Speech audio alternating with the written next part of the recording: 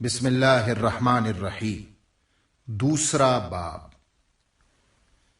خلیل عشق دیرم را حرم کرد۔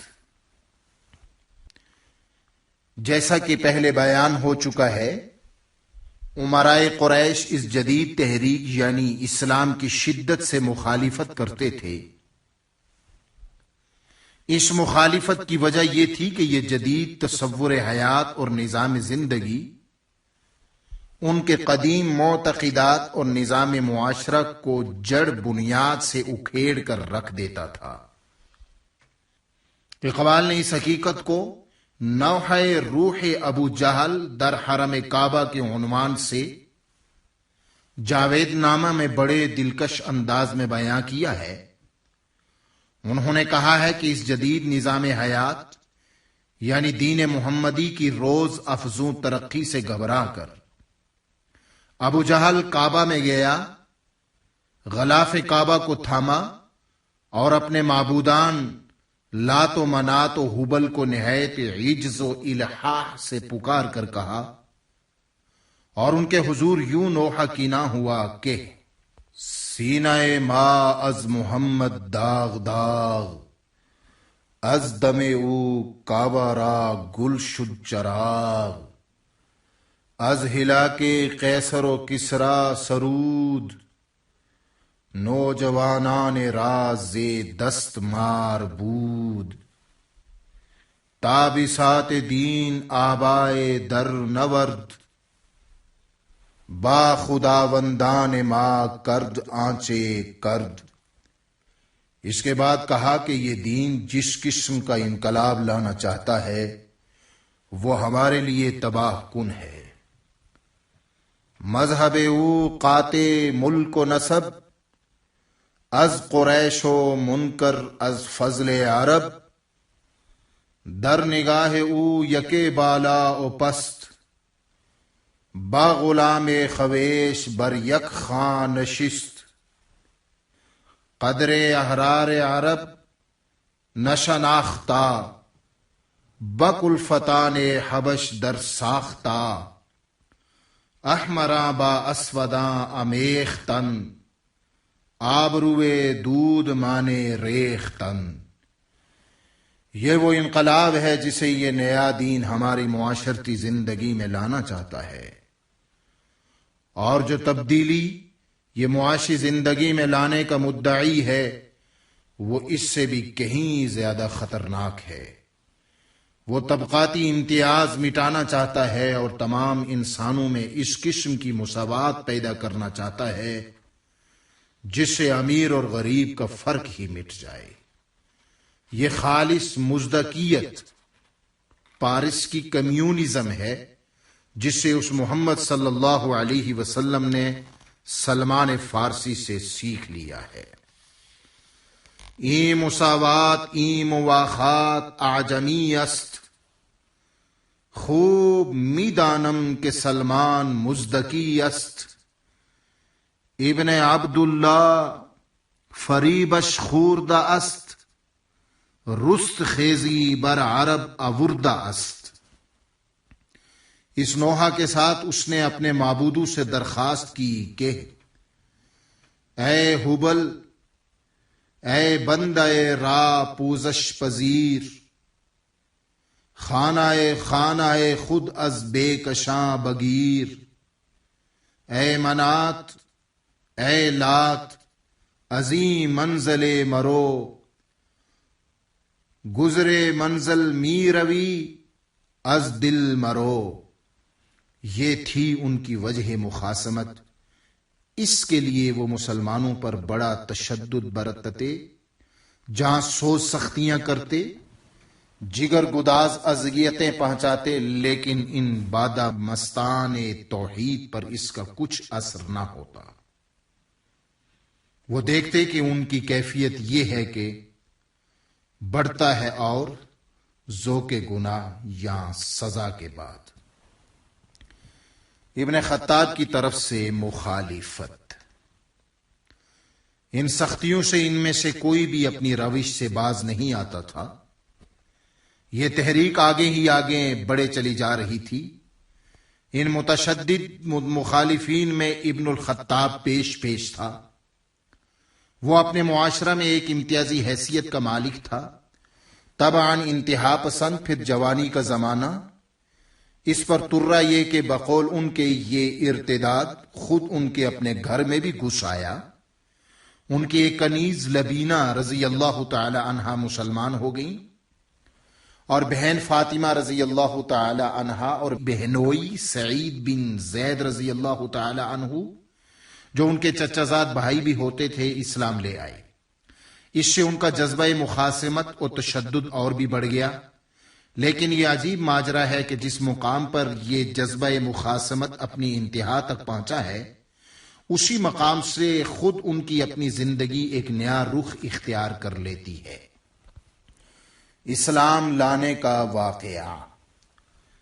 روایات میں ان کے مشرف با اسلام ہونے کا واقعہ ان کی بہن اور بہنوئی کی نسبت سے سامنے لایا جاتا ہے۔ کہا یہ جاتا ہے کہ قریش نے تنگ آ کر بالآخر یہ فیصلہ کیا کہ اس فتنہ کو فروغ کرنے کا ایک ہی طریقہ ہے، اور وہ یہ کہ خود محمد صلی اللہ علیہ وسلم کو معاذ اللہ قتل کر دیا جائے۔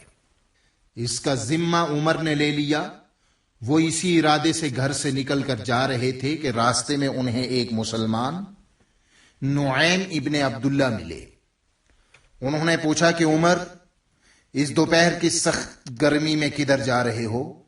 انہوں نے کہا معاذ اللہ اس بے دین کی طرف جس نے قریش میں پھوٹ ڈال دی ہے، انہیں بے وقوف بناتا ہے، ان کے معبودوں کو گالیاں دیتا ہے، میں اسے ختم کر دینا چاہتا ہوں۔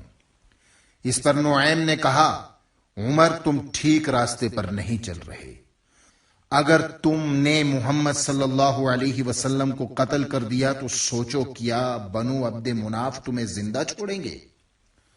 باتیں کرتے کرتے دونوں میں جھگڑا بڑھ گیا تو ابن خطاب نے کہا کہ میں سمجھتا ہوں کہ تو بھی بے دین ہو گیا ہے۔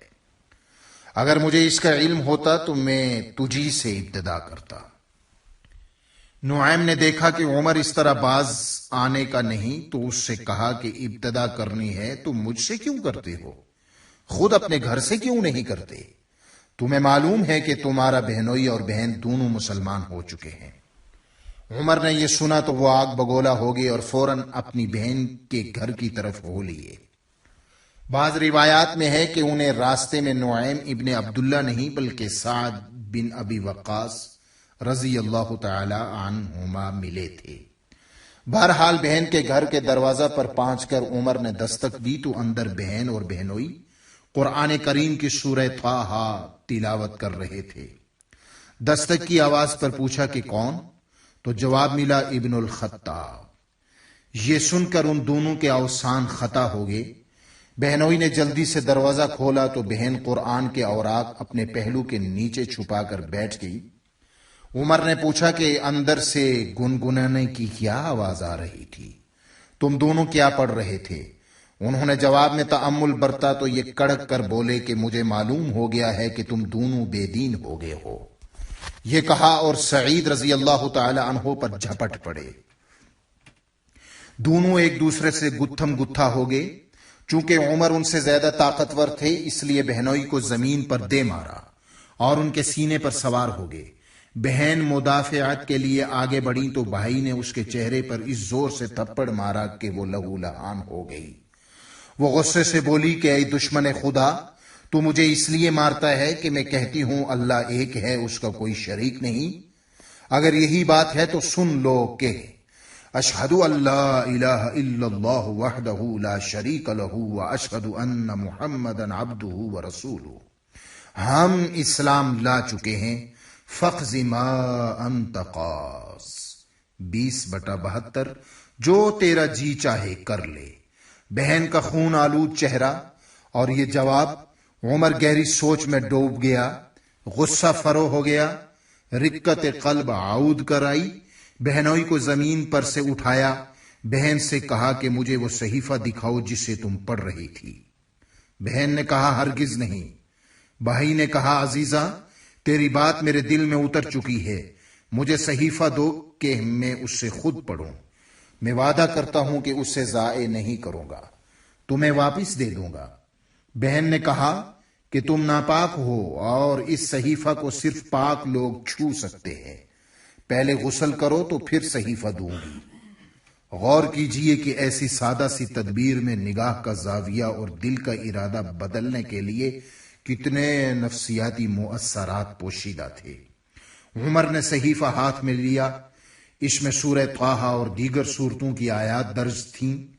کھولا تو سامنے سورہ حدید تھی، سبح للہ ما فی السماوات والارض وہو العزیز الحکیم، 57/1۔ عمر پڑھتے جاتے تھے اور ان کے دل کی حالت بدلتی جاتی تھی۔ تلاوت ختم کی تو عمر کی دنیا بدل چکی تھی۔ عشق کی ایک جست نے طے کر دیا قصہ تمام، اس زمین و آسماں کو بے کراں سمجھا تھا میں۔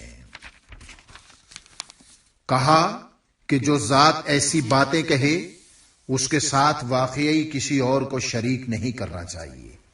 مجھے بتاؤ کہ محمد کہاں ہے؟ چونکہ اب عمر کا انداز کچھ اور ہو چکا تھا، اس لیے انہیں بتا دیا گیا کہ آپ مع صحابہ صفا کے دامن میں قیام پذیر ہیں۔ آپ نے تلوار حمائل کی اور سیدھے حضور صلی اللہ علیہ وسلم کی قیام گاہ پر پہنچ گئے۔ اندر سے دروازہ بند تھا۔ صحابہ نے ابن خطاب کی آواز سنی تو گھبرا گئے۔ حضرت حمزہ نے کہا کہ ڈرنے کی کوئی بات نہیں، اگر عمر نیک ارادے سے آیا ہے تو بسم اللہ، اور اگر ایسا نہیں تو ہم سے بچ کر نہیں جا سکے گا۔ حضور صلی اللہ علیہ وسلم نے یہ باتیں سنی تو فرمایا اسے اندر آنے دو۔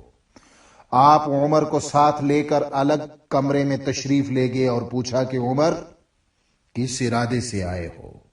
حضرت عمر نے کہا کہ یہ گواہی دینے کے لیے اللہ کے سوا کوئی الہ نہیں اور آپ صلی اللہ علیہ وسلم اس کے سچے رسول ہیں۔ یہ بات صحیح نظر نہیں آتی۔ حضرت عمر کے اسلام لانے کا یہ واقعہ با اختلاف جزئیات کم و بیش تمام روایات میں مذکور ہے، لیکن ہمارے نزدیک یہ روایات صحیح نہیں۔ یہ تو ممکن ہے کہ حضرت عمر نے اپنے بہنوئی اور بہن کے ساتھ بھی تشدد برتا ہو، لیکن یہ بات کچھ جچتی نہیں کہ محض یہ ہنگامی واقعہ ان میں ایسی عظیم تبدیلی کا موجب بن گیا ہو کہ وہ گئے ہوں رسول اللہ صلی اللہ علیہ وسلم کو معاذ اللہ قتل کرنے کے لیے، اور اس واقعہ کے بعد ارادہ اسلام لانے کا کر لیا ہو۔ ہم نے جو کہا ہے کہ ہمارے نزدیک یہ روایات صحیح نظر نہیں آتی، تو اس کی کچھ اور وجوہات بھی ہیں۔ مثلا نمبر 1، یہ بات عمر جیسی شخصیت کے مزاج سے مطابقت نہیں رکھتی کہ اس نے ایک ایسے اہم معاملہ کے متعلق جس نے اس کی سابقہ زندگی کے تمام قلبی، ذہنی اور معاشرتی رشتوں کو منقطع کر کے اسے ایک اور ہی راستے پر ڈال دینا ہو، کبھی غور و فکر نہ کیا ہو، اور محض ایک ہنگامی واقعہ سے متاثر ہو کر جذباتی طور پر ایسا انقلابی فیصلہ کر لیا ہو۔ عمر جیسی شخصیت ایسے معاملہ کا فیصلہ اس طرح نہیں کر سکتی۔ نمبر 2، حضرت عمر لکھے پڑھے تھے۔ مکہ کے 17 لکھے پڑھے لوگوں میں سے ایک وہ تجارت کے لیے دیگر ممالک میں جاتے تو کاروبار سے فرصت کا وقت نکال کر وہاں کے زعمائے سیاست اور مشاہیر فکر و تدبر سے ملاقاتیں کرتے اور اس طرح اپنے علم میں اضافہ کرتے رہتے۔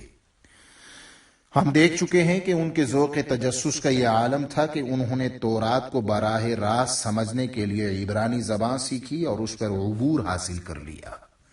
ہم آئندہ چل کر دیکھیں گے کہ وہ کس طرح ایک ایک معاملہ پر مہینوں غور و فکر کے بعد کسی نتیجہ اور فیصلہ پر پہنچتے۔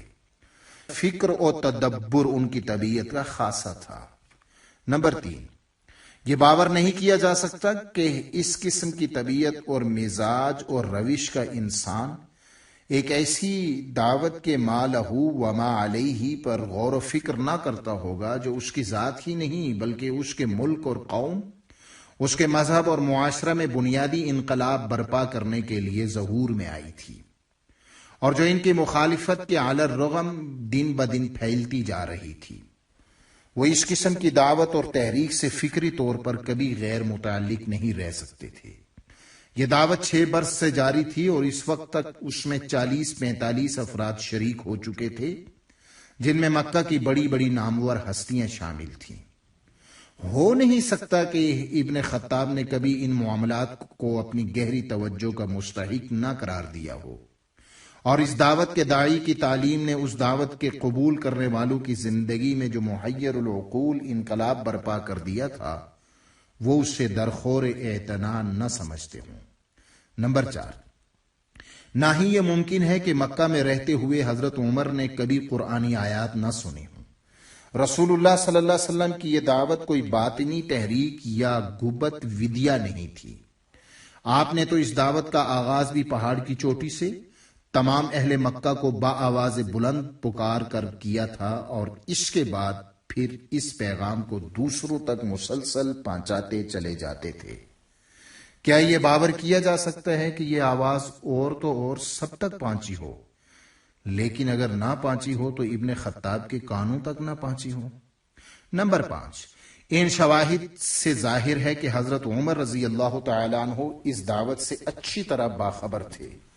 قرآن کی آواز ان تک پہنچ چکی تھی اور وہ کامل 6 برس سے اس پر غور و فکر کرتے چلے آ رہے تھے۔ ایک مفکر کی صورت میں یہ تو ممکن ہے کہ وہ ایک معاملہ پر عرصہ سے غور و فکر کرنے کے باوجود ہنوز کسی حتمی نتیجہ پر نہ پہنچا ہو، اور پھر یکا یک کوئی ایسا واقعہ رونما ہو جائے جس سے اس کی نگاہوں میں ایسی چمک پیدا ہو جائے کہ اس معاملہ کی حقیقت ابھر کر اس کے سامنے آ جائے اور وہ اس کے متعلق یقینی فیصلہ تک پہنچ جائے، لیکن ظاہر ہے کہ اس کا یہ فیصلہ کسی ہنگامی جذبہ کا نتیجہ نہیں ہوتا۔ یہ دراصل مجموعی تأثر ہوتا ہے۔ اس کے برسوں کے غور و فکر کا اور کوئی ہنگامی واقعہ بس ایک فتیلہ کا کام دیتا ہے، جس سے اس کی فکر کا آتش گیر مادہ بھڑک اٹھتا ہے۔ ایک مفکر جو فیصلے بحران میں کرتا ہے، کرائسس میں کرتا ہے، وہ بظاہر ہنگامی ہوتے ہیں، لیکن در حقیقت ہوتے ہیں اس کی مدت العمر کی سوچ کا نتیجہ۔ وہ بحران اس فیصلہ کا فوری سبب بن جاتا ہے، یا یوں کہیے کہ اس کی فکر کا نقطہ آخری، کلائمیکس۔ حضرت عمر کے ایمان لانے کا انقلابی فیصلہ بھی اسی قبیل کا تھا۔ اب رہا یہ کہ اس کا فوری سبب کیا تھا۔ اس سوال کے جواب کے لیے ہم مندرجہ بالا روایات کے بجائے اس روایت کو کیوں نہ صحیح مانیں جسے حضرت عمر نے خود بیان کیا ہے، جو ان شواہد سے مطابقت بھی رکھتی ہے جن کا ہم نے اوپر ذکر کیا ہے۔ سنیے کہ وہ اپنے اسلام لانے کے واقعہ کو خود حضرت عمر کیا کہتے ہیں۔ خود حضرت عمر رضی اللہ تعالی عنہ کا بیان۔ ان کا بیان ہے کہ جاہلیت میں شراب کا رسیہ تھا۔ ہر شب ہم یاران قدح خوار کی ایک رنگین محفل جمع کرتی تھی۔ ایک رات میں گیا تو وہاں کسی کو موجود نہ پایا۔ میں کہیں ایک اور مقامات میں پہنچا، لیکن اتفاق کے شراب مجھے وہاں بھی نہ ملی۔ اب میں نے سوچا کہ یوں گھر لوٹنے کے بجائے کعبہ کا طواف ہی کرتا جاؤں۔ حریم کعبہ میں سناٹا تھا۔ دیکھا کہ ایک شخص تنہا محو عبادت ہے اور اونچی آواز سے کچھ پڑھ رہا ہے۔ غور کرنے پر معلوم ہوا کہ وہ محمد الرسول اللہ صلی اللہ علیہ وسلم ہیں۔ میں نے دل میں کہا کہ موقع اچھا ہے، دیکھوں کہ یہ شخص تنہائی میں کیا کرتا ہے اور کیا کہتا ہے۔ دبے پاؤں آگے بڑھا۔ محتاط تھا کہ وہ مجھے دیکھ نہ لیں، اس لیے میں غلاف کعبہ میں چھپ گیا اور سرکتا سرکتا ایسی جگہ پہنچ گیا جہاں مجھ میں اور ان میں غلاف کعبہ کے سوا کچھ اور حائل نہ تھا۔ آپ نہایت جذب و کیف کے عالم میں کھڑے قرآن مجید کی یہ آیات پڑھ رہے تھے کہ فَلَا أُقْسِمُ بِمَا تُبْصِرُونَ وما لا تبصرون۔ ان الفاظ میں کچھ ایسا بلا کا اثر تھا کہ میں نے کہا کہ قریش جو کہتے ہیں کہ یہ شخص نہایت بلند پایا شاعر ہے، تو وہ ٹھیک ہی کہتے ہیں کہ اتنے میں آپ صلی اللہ علیہ وسلم نے اگلی آیت پڑھی کہ انہ لقول رسول کریم وما هو بقول شاعر قلیلا ما تؤمنون۔ میں نے کہا کہ یہ تو اپنے شاعر ہونے سے بھی انکار کرتا ہے، تو پھر جیسا کہ قریش کہتے ہیں یہ کاہن ہوگا، کہ اتنے میں میرے کان میں یہ الفاظ پڑے کہ وَلَا بِقَوْلِ كَاهِنٍ قَلِيلًا مَا تَذَكَّرُونَ۔ قرآن کے اسلوب نے مجھے حیرت میں ڈال دیا۔ میں نے کہا کہ اگر یہ نہ کسی شاعر کا کلام ہے نہ کاہن کا، تو پھر یہ ہے کیا؟ میرے دل کی اس بات کا جواب مجھے ان الفاظ میں ملا، تنزیل من رب العالمین، 69/43۔ آپ یہ پڑھتے جا رہے تھے اور مجھ پر ایک عجیب و غریب کیفیت طاری ہوتی جا رہی تھی۔ بھیگی ہوئی رات، تاروں کی چھاؤں، حریم کعبہ اور اس میں کامل سکوت، اس سکون افزا ماحول میں خود صاحب قرآن کی زبان اقدس سے قرآن کی آیات کی نشید روح پرور، کشش و محویت کے ان تمام عناصر کے حسین امتزاج نے وہ کیفیت پیدا کی جو ابن خطاب کے فکری ارتقاء کے نقطہ عروج اور نفسیاتی تغیر کے سدرۃ المنتہا تک پہنچنے کا موجب بن گئی۔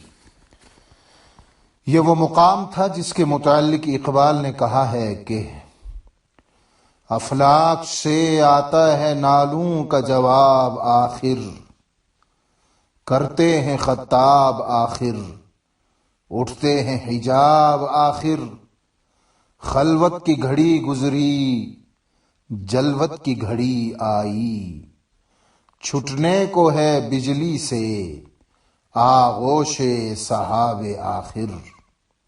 اس مقام پر عمر کی شدت شوق وہ فتیلہ بن گئی جس نے شکوک و شبہات کے خس و خاشاک کو جلا کر راک کا ڈھیر بنا دیا، اور ان کے نیچے لاشعور میں پہلو بدلنے والے قیاسات کو یقین محکم کی شکل میں شعور کی سطح پر لے آنے کا موجب بن گیا۔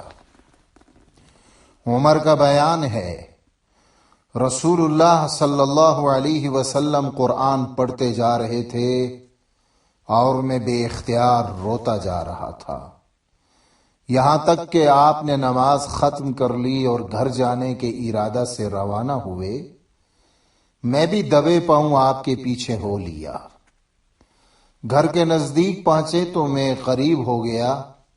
آپ صلی اللہ علیہ وسلم نے آہٹ پا کر مڑ کر دیکھا تو مجھے پہچان لیا اور ڈانٹ کر کہا، ابن خطاب، تم ایسے وقت میں یہاں کیسے؟ آپ کے سامنے اس وقت ابن خطاب نہیں تھا۔ 3 دن پہلے آپ صلی اللہ علیہ وسلم نے جو دعا مانگی تھی اس کی قبولیت محسوس پیکر میں سامنے تھی۔ ابن خطاب نے کہا کہ یہ گواہی دینے کے لیے کہ آپ اللہ کے سچے رسول ہیں۔ اس پر حضور صلی اللہ علیہ وسلم نے اللہ تعالی کا شکر ادا کیا اور میرے سینے پر ہاتھ رکھ کر میرے لیے ثبات و استقامت کی دعا مانگی۔ عمر اسلام لے آیا اور اس کی اس حیات نو پر نعرہ زد عشق خونی جگرے پیدا شد، حسن لرزید کے صاحب نظرے پیدا شد، آرزو بے خبر از خویش با آغوش حیات، چشم وا کرد او جہاں دیگرے پیدا شد، زندگی گفت کے در خاک تپیدم ہما عمر، تا ازیں گنبد دیرینہ درے پیدا شد۔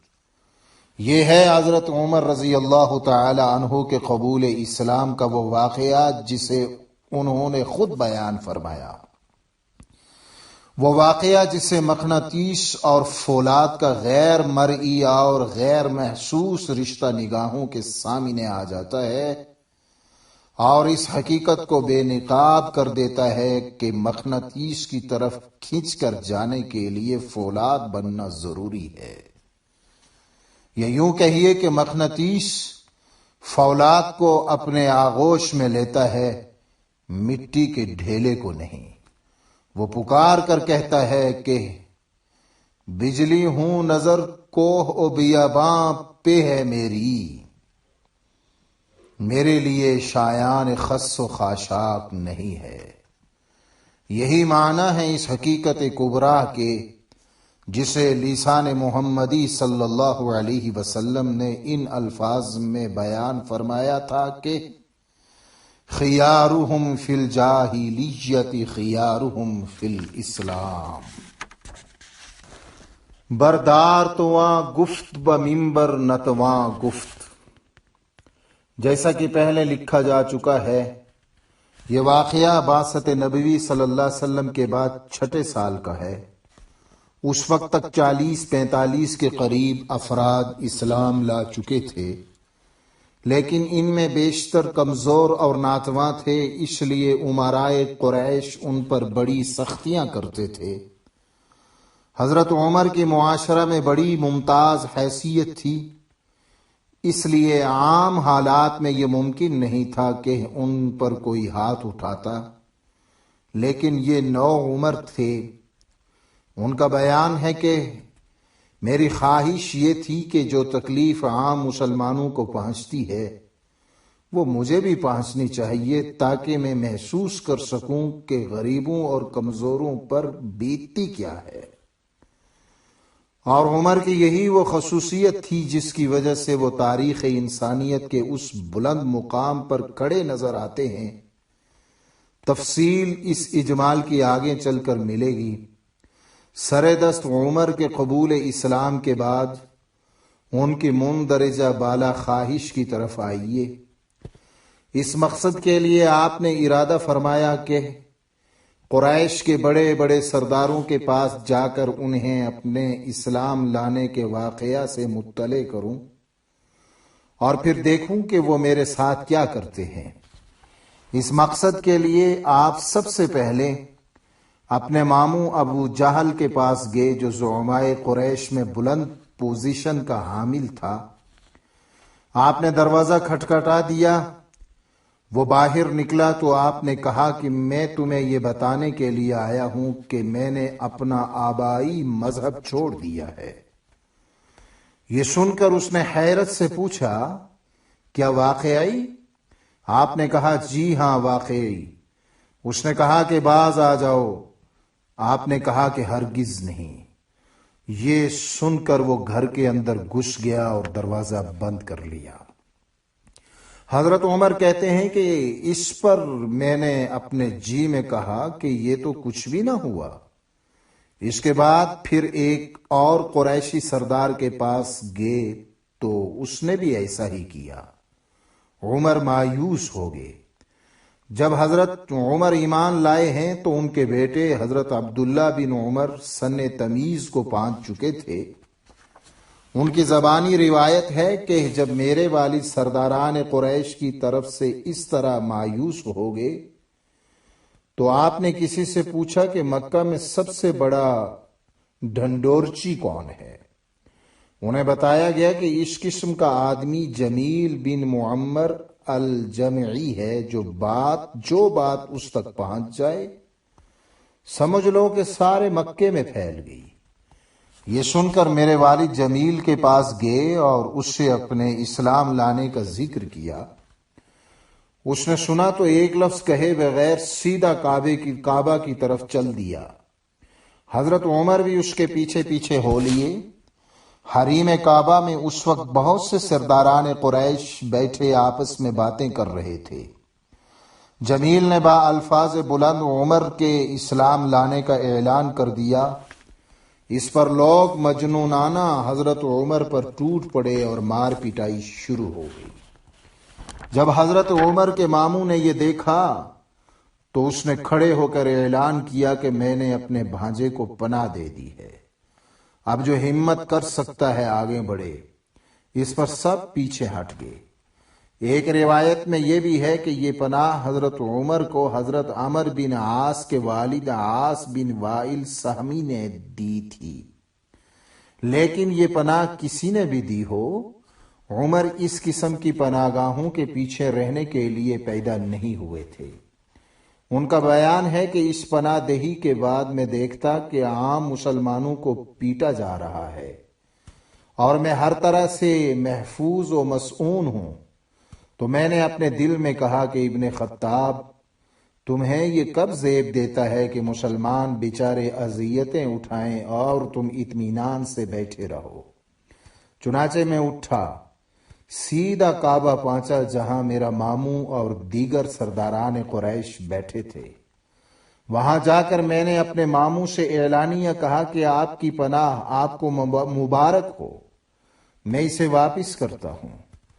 وہ بہت کہتے رہے کہ ایسا نہ کرو، تکلیف اٹھاؤ گے، لیکن میں تو تہیا کر کے گھر سے نکلا تھا۔ میں نے کہا کہ میں جو فیصلہ کر چکا ہوں وہ اٹل ہے۔ اس کے بعد لوگ مجھے مارتے اور میں لوگوں کو مارتا، حتیٰ کہ اسلام کو اللہ تعالی نے غلبہ عطا فرما دیا۔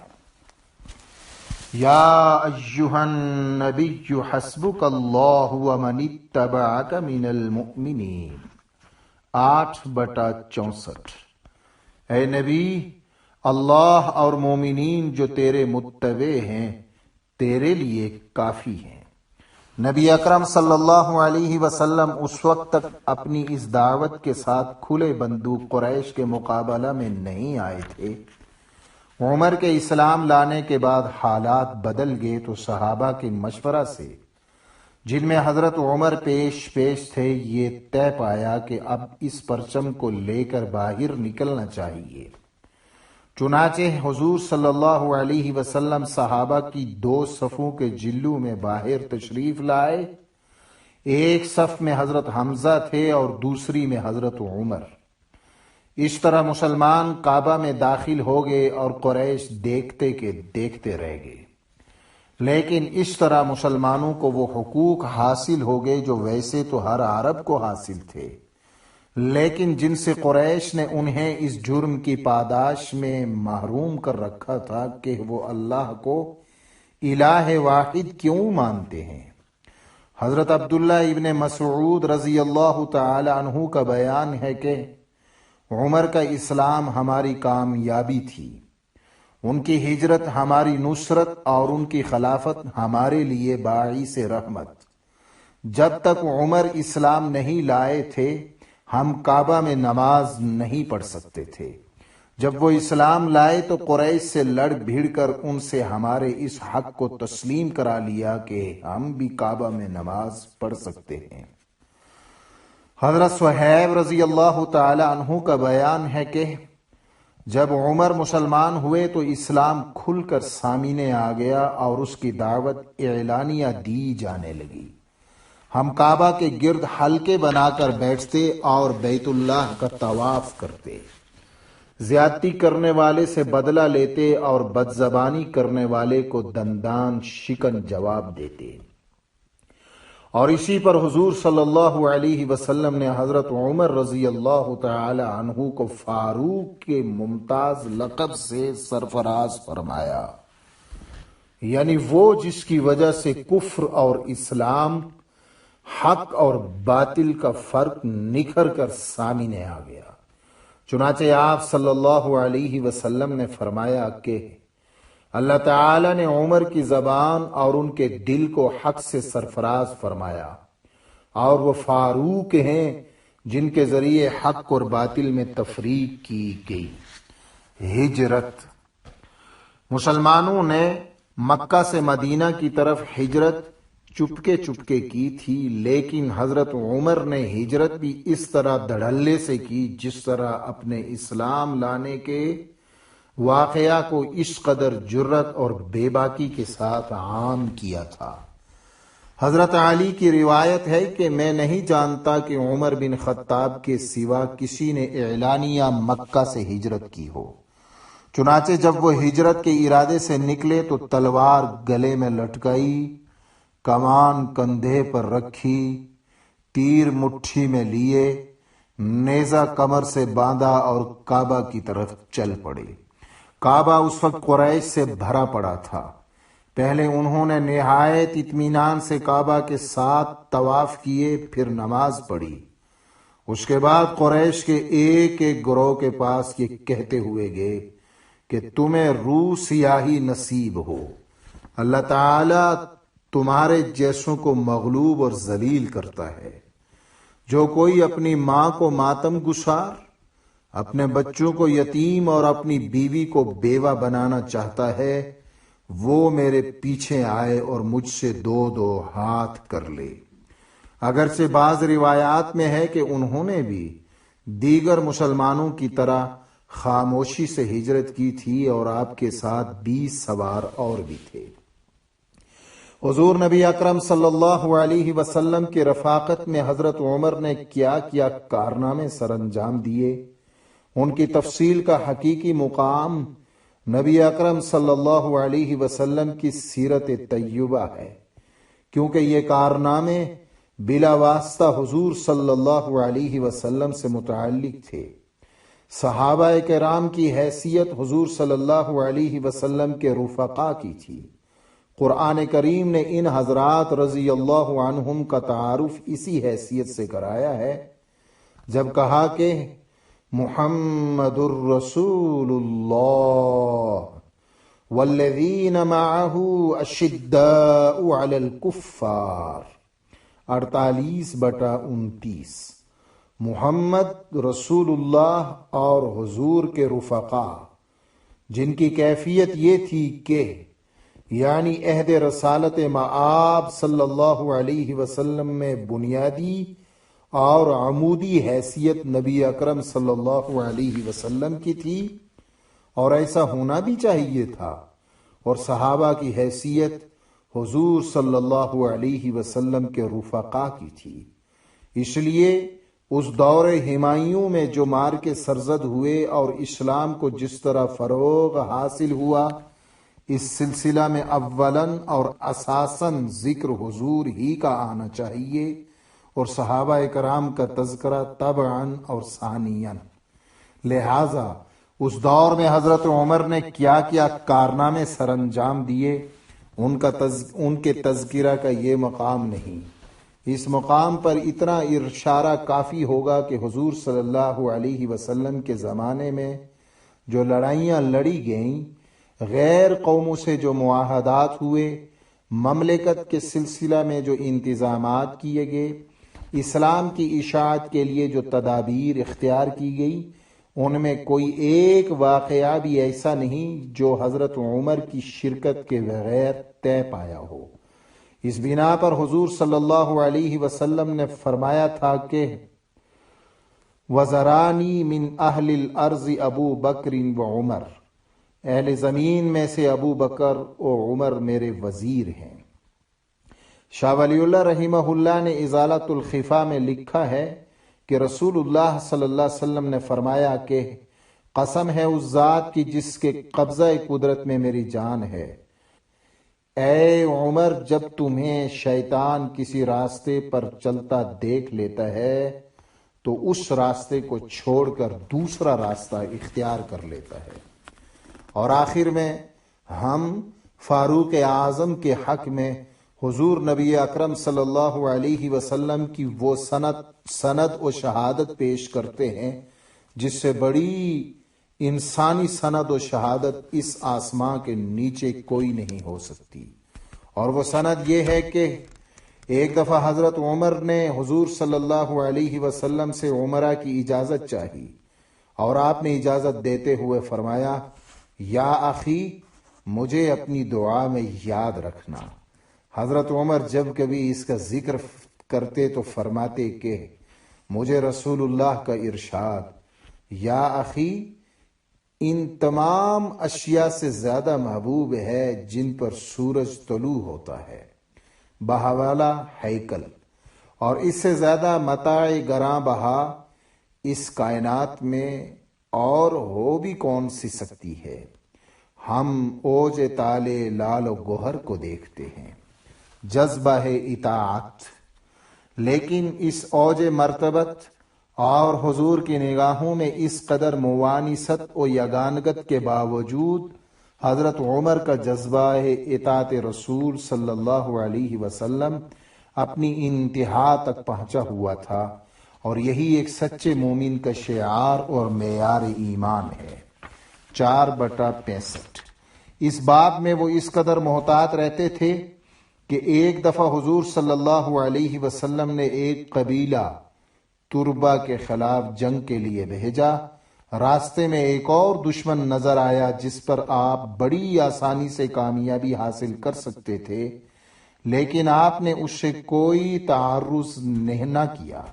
جب اہل لشکر نے آپ سے اس کی وجہ دریافت کی تو آپ نے فرمایا کہ حضور صلی اللہ علیہ وسلم نے مجھے صرف تربا کے خلاف جنگ کا حکم دیا تھا، میں کسی اور دشمن کے خلاف ہاتھ کس طرح اٹھا سکتا ہوں؟ فرق مراتبت کا لحاظ، اور فرق مراتبت کا آپ رضی اللہ تعالی عنہ اس قدر لحاظ رکھتے تھے کہ حضرت عبداللہ بن زمعہ روایت کرتے ہیں کہ جب مرض الموت میں رسول اللہ کے درد میں شدت ہوئی تو میں وہاں موجود تھا۔ حضرت بلال نے حضور صلی اللہ علیہ وسلم کو صلاۃ کے لیے آواز دی تو آپ صلی اللہ علیہ وسلم نے فرمایا کہ اس وقت کسی اور سے کہہ دو کہ امامت کرا دے۔ میں باہر نکلا تو حضرت عمر وہاں موجود تھے۔ میں نے ان سے کہا کہ آپ امامت کرا دیجئے، چنانچہ وہ کھڑے ہو گئے اور تکبیر کہی۔ رسول اللہ صلی اللہ علیہ وسلم نے آواز سنی تو فرمایا کہ کیا ابو بکر موجود نہیں ہے؟ حضرت عبداللہ ابن زمعہ بیان کرتے ہیں کہ اس پر حضرت عمر نے مجھ سے کہا کہ ابن زمعہ، تجھ پر افسوس ہے کہ تو نے میرے ساتھ یہ کیا کیا۔ خدا کی قسم جب تو نے مجھے امامت کے لیے کہا تو میں نے یہی سمجھا کہ یہ رسول اللہ صلی اللہ علیہ وسلم کا فرمان ہے۔ اگر میرا یہ گمان نہ ہوتا تو میں کبھی امامت نہ کراتا۔ میں نے کہا کہ رسول اللہ صلی اللہ علیہ وسلم نے ایسا حکم تو نہیں دیا تھا، لیکن جب میں نے حضرت ابو بکر کو موجود نہ پایا اور آپ کو دیکھا تو آپ سے ایسا کہہ دیا، کیونکہ میرے نزدیک حضرت ابو بکر کی عدم موجودگی میں اس منصب کے لیے آپ سے زیادہ مستحق اور کوئی نہیں تھا۔ یہ تھا اطاعت رسول کا جذبہ اور فرق مراتبت کا لحاظ حضرت عمر کے دل میں۔ یہ در حقیقت اس ترتیب نبوی صلی اللہ علیہ وسلم کا نتیجہ تھا جس نے ابن الخطاب کو فاروق اعظم بنا دیا تھا۔ ایک مغربی مفکر نے کہا ہے کہ تربیت ذات کے معنی یہ ہے کہ اس فرد کے اندر جو کچھ سخت ہے وہ اس سے نرما دے، اور جو کچھ نرم ہے اس سے سخت کر دے۔ تربیت نبوی صلی اللہ علیہ وسلم کا یہی کمال تھا۔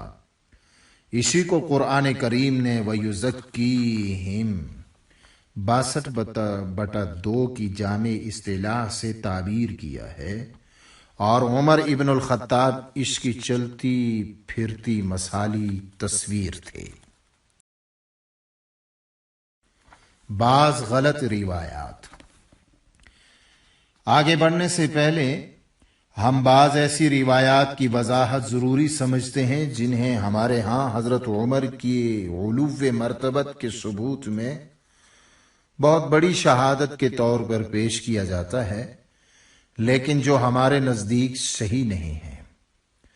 کہا یہ جاتا ہے کہ قرآن کریم کی بہت سی آیات حضرت عمر کے خیال، مشورے یا رائے کے مطابق نازل ہوئیں۔ ہماری کتب روایات و تفسیر میں ان آیات کی تفصیل دی گئی ہے، انہیں ہم تفسیر ابن کثیر سے نمونہ پیش کرتے ہیں۔ واضح رہے کہ یہ تفسیر ہمارے ہاں بڑی معتبر سمجھی جاتی ہے۔ خمر یعنی شراب کے امتناعی احکام کے سلسلہ میں اس تفسیر میں لکھا ہے، حضرت عمر ابن خطاب رضی اللہ تعالی عنہ نے تحریم شراب کے نازل ہونے پر فرمایا، خدایا ہمارے سامنے اور کھول کر بیان فرما۔ پس سورہ بقرہ کی آیت فیہا اسم کبیر و 2/219 نازل ہوئی۔ حضرت فاروق کو بلوایا گیا اور ان کے سامنے اس کی تلاوت کی گئی۔ پھر بھی آپ نے فرمایا، اے اللہ تو ہمیں اور واضح الفاظ میں بتا۔ پس سورۃ النساء کی آیت وَأَنْتُمْ سُكَارَىٰ 4/43 نازل ہوئی۔ حضرت عمر کو بلوایا گیا اور یہ آیت بھی انہیں سنوائی گئی، لیکن پھر بھی آپ نے یہی فرمایا کہ اے اللہ اس بارے میں صفائی سے بیان فرمایا۔ پس سورہ مائدہ کی آیت اتری فَهَلْ أَنْتُمْ مُنْتَهُونَ 5/91۔ سنا تو فرمانے لگے انتہینا انتہینا، ہم رک گئے۔ باحوالہ ابن کثیر سورہ مائدہ۔ نمبر 2، جنگ بدر مسلمانوں اور مخالفین اسلام یعنی قریش کے درمیان پہلی لڑائی تھی۔ اس وقت تک جنگ کے قیدیوں کے متعلق احکام نازل نہیں ہوئے تھے۔ اس سلسلہ میں تفسیر ابن کثیر میں کہا گیا ہے، مسند امام احمد میں ہے کہ بدر کے قیدیوں کے بارے میں رسول اللہ صلی اللہ علیہ وسلم نے صحابہ سے مشورہ لیا۔ حضرت عمر نے عرض کی کہ ان کی گردنیں اڑا دی جائیں۔ آپ صلی اللہ علیہ وسلم نے ان سے اپنا منہ پھیر لیا۔ آپ نے دوبارہ پوچھا تو حضرت عمر نے اپنا وہی جواب دہرایا۔ آپ صلی اللہ علیہ وسلم نے پھر اپنا منہ پھیر لیا۔ اب کی دفعہ حضرت ابو بکر صدیق کھڑے ہوئے اور عرض کیا کہ ہماری رائے میں آپ ان کی خطا سے درگزر فرما لیجئے اور انہیں فدیہ لے کر آزاد کر دیجئے۔ اب آپ صلی اللہ علیہ وسلم کے چہرے سے غم کے آثار جاتے رہے اور عفو عام کر دیا اور فدیہ لے کر سب کو آزاد کر دیا۔ اس پر اللہ تعالی نے سورہ انفال کی آیت 8/67 نازل کی۔ تفسیر سورہ انفال۔ سورہ انفال کی آیت میں کہا گیا ہے کہ نبی کے لیے یہ شایان شان ہی نہیں کہ اس کے قبضے میں قیدی ہوں تاکہ وہ جنگ میں پوری کامیابی نہ حاصل کر لے۔ تم دنیا کا مال چاہتے ہو اور اللہ تمہارے لیے آخرت چاہتا ہے، اور اللہ غالب حکمت والا ہے۔ اگر اللہ کی طرف سے پہلے حکم نہ ہو چکا ہوتا تو تم نے جو کچھ لیا ہے اس پر تمہیں سخت عذاب دیا جاتا۔ بعض روایات میں ہے کہ اس آیت کے نازل ہونے پر رسول اللہ صلی اللہ علیہ وسلم اور حضرت ابو بکر صدیق رضی اللہ تعالی عنہ کو سخت صدمہ ہوا اور وہ عتاب خداوندی کی اس وعید پر رونے لگے۔ اس مقام پر ہم اس آیت کے صحیح مفہوم کو سامنے نہیں لا رہے، موضوع زیر نظر کے اعتبار سے اتنا کہنے پر ہی اکتفا کرتے ہیں کہ ان روایات کی روح سے یہ آیت بھی حضرت عمر کی رائے کے مطابق نازل ہوئی تھی۔ نمبر 3، عبداللہ بن ابی بن سلول مدینہ کا رئیس المنافقین تھا۔ جب اس کا انتقال ہوا تو اس کے بیٹے کی درخواست پر حضور صلی اللہ علیہ وسلم اس کے جنازے کی نماز پڑھانے کے لیے تیار ہو گئے۔ اس پر حضرت عمر نے آپ کا دامن تھام لیا اور عرض کیا کہ آپ اس منافق کے جنازے کی نماز پڑھائیں گے، حالانکہ اللہ تعالی نے آپ کو اس سے منع فرمایا ہے، لیکن اس کے باوجود آپ صلی اللہ علیہ وسلم نے اس کی نماز جنازہ پڑھائی۔ اس پر سورہ توبہ کی یہ آیت ولا نصلی علی احد منہم 9/84 نازل ہوئی۔ تفسیر مذکور سورہ توبہ۔ نمبر 4، آیات حجاب کے سلسلہ میں لکھا ہے، بخاری شریف میں حضرت عمر رضی اللہ تعالی عنہ سے مروی ہے کہ 3 باتیں میں نے کہیں جن کے مطابق رب العالمین سے احکام نازل ہوئے۔ نمبر 1، میں نے کہا اگر آپ صلی اللہ علیہ وسلم مقام ابراہیم علیہ السلام کو مصلی بنائیں تو بہتر ہوگا۔ اس پر خدا تعالی کا یہ حکم نازل ہوا، وَاتَّخِذُوا مِن مَّقَامِ إِبْرَاهِيمَ مُصَلًّى۔ نمبر 2، پھر میں نے کہا کہ یا رسول اللہ، مجھے یہ اچھا معلوم نہیں ہوتا کہ آپ کے گھر میں ہر کے وما آئے جائے، آپ اپنی بیویوں کو پردے کا حکم دیں تو اچھا ہوگا۔ پس اللہ تعالی کی طرف سے پردے کا حکم نازل ہوا۔ 33/53 59۔ نمبر 3، جب حضور صلی اللہ علیہ وسلم کی ازواج مطہرات غیرت کی وجہ سے کچھ کہنے سننے لگی تو میں نے کہا کسی غرور میں نہ رہنا، اگر حضور صلی اللہ علیہ وسلم تمہیں چھوڑ دیں تو اللہ تعالیٰ تم سے بہتر بیویاں آپ کو دلوائے گا۔ چنانچہ اس پر یہ آیت 33/51 نازل ہوئی۔ تفسیر مذکور سورہ احزاب۔ اس قسم کی روایات پیش کرنے کے بعد بڑے فخر سے کہا جاتا ہے کہ حضرت عمر رضی اللہ تعالی عنہ کی بصیرت و فراست کو دیکھیے کہ خود اللہ تعالیٰ آپ کے خیال اور رائے کے مطابق احکام نازل کیا کرتا تھا۔ ایسا کہنے والے بزعم خویش حضرت عمر کی عظمت شان تو ثابت کر دیتے ہیں، لیکن اتنا نہیں سوچتے کہ اس سے اللہ تعالیٰ اور اس کی کتاب کے متعلق کس قسم کا تصور پیدا ہوتا ہے۔ شان نزول کا عقیدہ۔ یہ جو ہم نے کہا ہے کہ اس سے اللہ تعالیٰ اور اس کی کتاب کے متعلق کس قسم کا تصور پیدا ہوتا ہے، تو یہ چیز صرف انہی آیات تک محدود نہیں جن کی نسبت حضرت عمر کی طرف کی جاتی ہے۔ اس کا اطلاق ان تمام روایات پر ہوتا ہے جنہیں شان نزول کی روایات کہا جاتا ہے۔ شان نزول کے سلسلہ میں کہا یہ جاتا ہے کہ رسول اللہ صلی اللہ علیہ وسلم کے سامنے فلاں تنازع پیش ہوا، اس کے متعلق اختلاف رائے ہوا، کسی نے کچھ کہا کسی نے کچھ، اس پر اللہ تعالی کی طرف سے فلاں آیت نازل ہوئی۔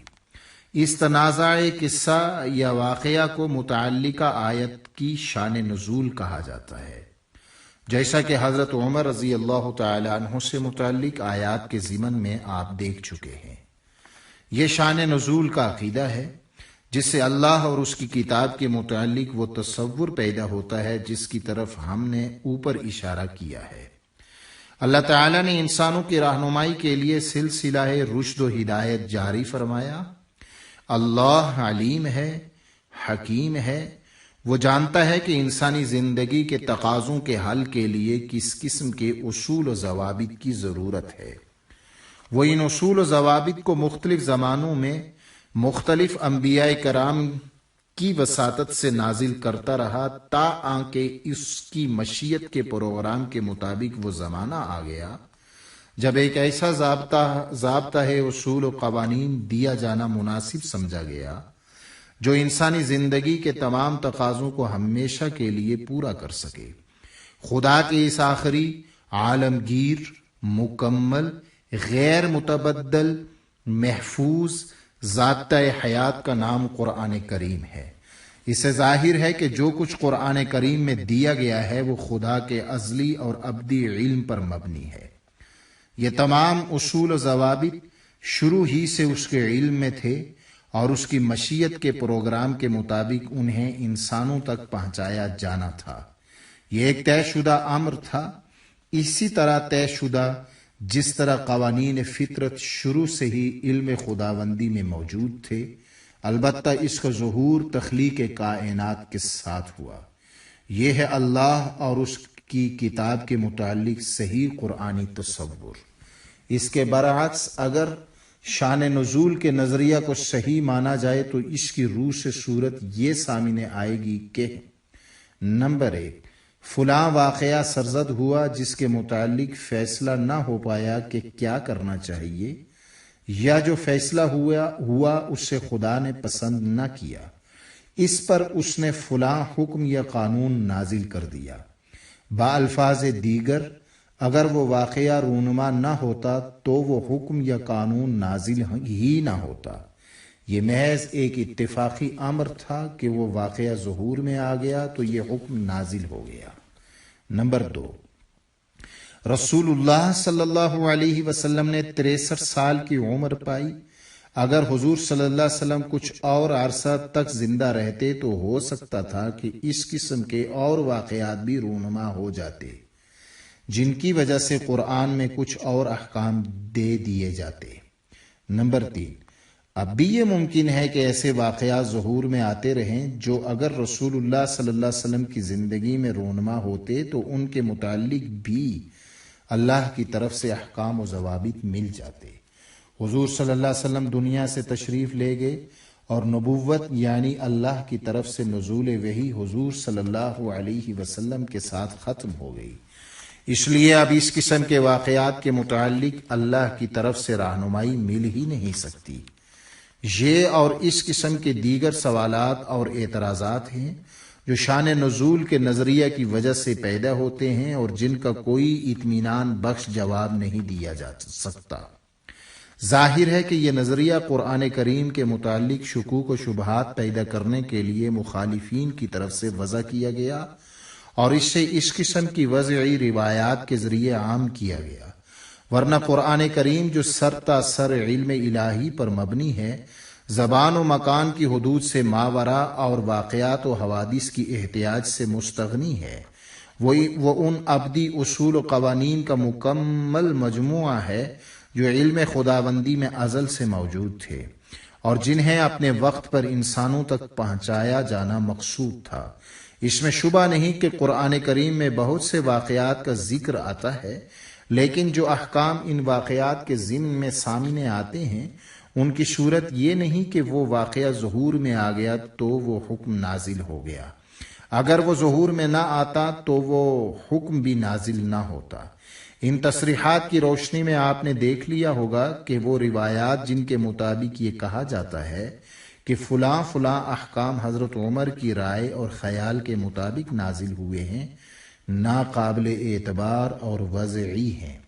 حضرت عمر کی فراست و بصیرت کے اور بے شمار واقعات ہمارے سامنے آئیں گے جو ان کی بلندی فکر و نظر کی شہادت پیش کریں گے۔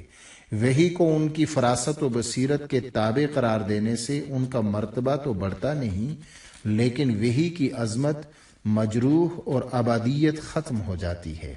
اس قسم کے مروجہ اعتقادات و تصورات قرآنی روشنی میں نظر ثانی کے متقاضی ہیں۔ واقعہ کرتاس۔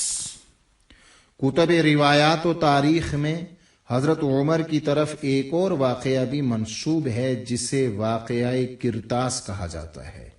مجملاً یہ واقعہ یوں بیان کیا جاتا ہے کہ نبی اکرم صلی اللہ علیہ وسلم نے اپنی وفات سے 3 دن پہلے مرض کی حالت میں فرمایا کہ قلم دوات لاؤ تاکہ میں تمہارے لیے ایسی بات لکھ دوں جس سے تم آئندہ گمراہ نہ ہوگے۔ اس پر حضرت عمر نے لوگوں کو مخاطب کر کے کہا کہ حضور صلی اللہ علیہ وسلم کو اس وقت درد کی شدت ہے اور حسبنا کتاب اللہ، ہمارے لیے قرآن کافی ہے، اس لیے قلم دوات وغیرہ لانے کی ضرورت نہیں۔ اس واقعہ کو بڑی شہرت اور اہمیت حاصل ہے اور اس سے مختلف قسم کے نتائج اخذ کیے جاتے ہیں۔ ہم نے زیر نظر تصنیف میں حسبنا کتاب اللہ کے عنوان سے ایک الگ باب باندھا ہے۔ اس واقعہ کی تفصیل اور اس عظیم اعلان کی حقیقت اور اہمیت اس مقام پر سامنے لائی جائے گی، یعنی چوتھے باب میں واللہ المستعان۔ رسول اللہ صلی اللہ علیہ وسلم کی وفات پر ایک روایت یہ بھی ہے کہ جب حضرت عمر رضی اللہ تعالی عنہ کو رسول اللہ صلی اللہ علیہ وسلم کی وفات کا علم ہوا تو آپ تلوار لے کر مسجد میں کھڑے ہو گئے اور لوگوں سے کہنا شروع کیا کہ جو شخص کہے گا کہ رسول اللہ صلی اللہ علیہ وسلم فوت ہو گئے ہیں، میں اس تلوار سے اس کی گردن اڑا دوں گا۔ آپ صلی اللہ علیہ وسلم ہرگز فوت نہیں ہوئے، بلکہ آپ اپنے رب کے حضور تشریف لے گئے ہیں، اس طرح جیسے حضرت موسیٰ علیہ السلام تشریف لے گئے تھے اور 40 رات غیر حاضر رہنے کے بعد واپس اپنی قوم میں آ گئے تھے۔ رسول اللہ صلی اللہ علیہ وسلم بھی یقیناً واپس آئیں گے اور منافقین کے ہاتھ پاؤں کاٹیں گے۔ اس کے بعد روایت کہتی ہے کہ اس وقت حضرت ابو بکر تشریف لائے اور منبر پر چڑھ کر فرمایا کہ ایھا الناس من کان یعبد محمدا فإن محمدا قد مات ومن کان یعبد اللہ فإن اللہ حی لا یموت۔ اے لوگو، جس شخص نے محمد صلی اللہ علیہ وسلم کی عبودیت اختیار کر رکھی تھی، اس سے معلوم ہونا چاہیے کہ محمد وفات پا چکے ہیں، لیکن جو شخص اللہ کی عبودیت اختیار کیے ہوئے ہے تو اللہ یقیناً زندہ ہے اور اس پر کبھی موت وارد نہیں ہوگی۔ اس کے بعد آپ صلی اللہ علیہ وسلم نے قرآن مجید کی یہ آیت تلاوت فرمائی، وَمَا مُحَمَّدٌ إِلَّا رَسُولٌ قَدْ خَلَتْ مِن قَبْلِهِ الرُّسُلُ أَفَإِن مَّاتَ أَوْ قُتِلَ انقَلَبْتُمْ عَلَىٰ أَعْقَابِكُمْ 3/144۔ محمد بجز نیست کہ اللہ کے رسول ہیں، ان سے پہلے بھی بہت سے رسول آئے اور دنیا سے چلے گئے، اس لیے اگر کل کو یہ بھی وفات پا جائیں یا قتل کر دیے جائیں تو کیا تم یہ سمجھ کر کہ دین کا نظام ان کی ذات تک محدود تھا اپنی سابقہ روش کی طرف لوٹ جاؤ گے؟ اس کے بعد روایت میں ہے کہ جب حضرت عمر کے کانوں میں یہ آواز پڑی تو ان کے ذہن پر پڑا ہوا پردہ آہستہ آہستہ ہٹنے لگا اور بالآخر انہیں یقین ہو گیا کہ واقعی رسول اللہ صلی اللہ علیہ وسلم فوت ہو چکے ہیں۔ اس یقین کا ان پر اتنا شدید اثر ہوا کہ ان کی ٹانگیں لڑکھڑا گئیں اور وہ بے ہوش ہو کر زمین پر گر پڑے۔ ہم سمجھتے ہیں کہ اس روایت کی تردید کے لیے ہمیں کسی لمبی چوڑی بحث میں پڑنے کی ضرورت نہیں۔ آپ حضرت عمر رضی اللہ تعالی عنہ کی شخصیت کو سامنے لائیے، وہ خود بخود بتا دے گی کہ یہ واقعہ اس سے مطابقت نہیں رکھتا۔ آپ سوچئے کہ جس شخص کا قرآن پر اس قدر عبور ہو، جیسا کہ آگے چل کر ہم تفصیل سے دیکھیں گے، کیا وہ اس بات کو بھی نہیں سمجھ سکا تھا کہ دوسرے انسانوں کی طرح محمد ابن عبداللہ کی بھی ایک طبیعی زندگی تھی، اور طبیعی زندگی خدا کے طبیعی قوانین کے مطابق ایک دن ختم ہو جاتی ہے۔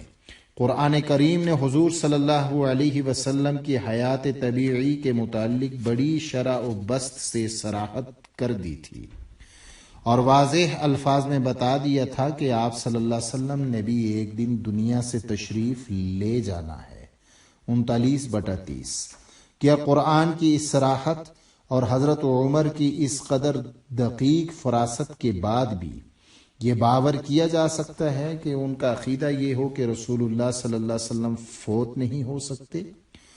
یہ عقیدہ کہ آپ صلی اللہ علیہ وسلم دنیا سے روح پوش ہو جانے کے بعد پھر واپس تشریف لائیں گے اور منافقین کی گردنیں اڑائیں گے، عیسائیت اور مجوسیت کا رجعت کا عقیدہ ہے جس کی قرآن شد و مد سے تردید کرتا ہے۔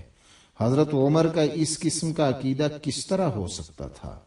ہم سمجھتے ہیں کہ حضور صلی اللہ علیہ وسلم کی وفات پر حضرت عمر رضی اللہ تعالی عنہ نے یہ مناسب خیال کیا ہوگا کہ آپ کی وفات کی خبر جلدی سے عام نہ ہونے پائے، اور اس کی خاص وجہ تھی حضور صلی اللہ علیہ وسلم ایک عظیم مملکت کے سربراہ بھی تھے، اور باہر تو ایک طرف خود عرب کے اندر ایسے عناصر موجود تھے جو اس مملکت کے خلاف سر اٹھانے کے مواقع کی تلاش میں تھے۔ رسول اللہ صلی اللہ علیہ وسلم نے ابھی اسی صبح ایک جری لشکر حضرت اسامہ بن زید رضی اللہ تعالی عنہ کی زیر سرکردگی روم کے خلاف روانہ فرمایا تھا۔ حضرت عمر کی سیاسی ژرف نگہی نے اس حقیقت کو بھانپ لیا تھا کہ ان حالات میں سربراہ مملکت کی وفات کی خبر اس وقت تک عام نہیں ہونی چاہیے جب تک اس کے جانشین کا تقرر نہ ہو جائے، یعنی مملکت کو کسی وقت بھی بغیر سربراہ کے نہیں رہنا چاہیے۔ یہ تھی وہ مصلحت جس کی روح سے انہوں نے یہ اعلان فرمایا ہوگا کہ حضور صلی اللہ علیہ وسلم کی وفات کی خبر کو سر دست عام نہ کیا جائے۔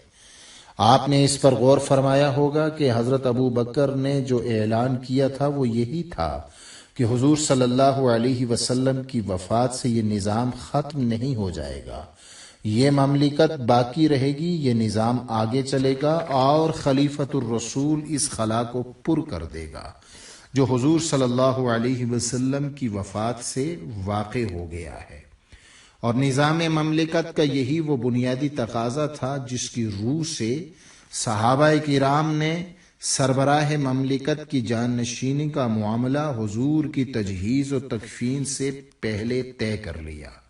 انہیں ایسا ہی کرنا چاہیے تھا۔ وہ دست رسالت کے تربیت یافتہ سیاست مملکت کے اس بنیادی تقاضے سے بے خبر نہیں تھے۔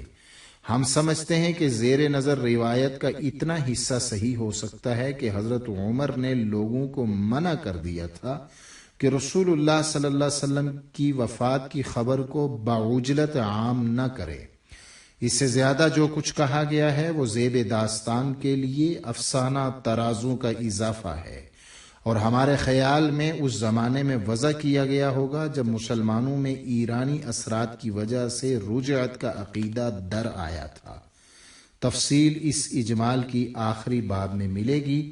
آئیے حضرت ابو بکر صدیق کے اس اعلامیہ کے بعد جس کا ذکر اوپر آ چکا ہے ہم آگے بڑھیں اور دیکھیں کہ اس پر عمل کس طرح سے ہوا۔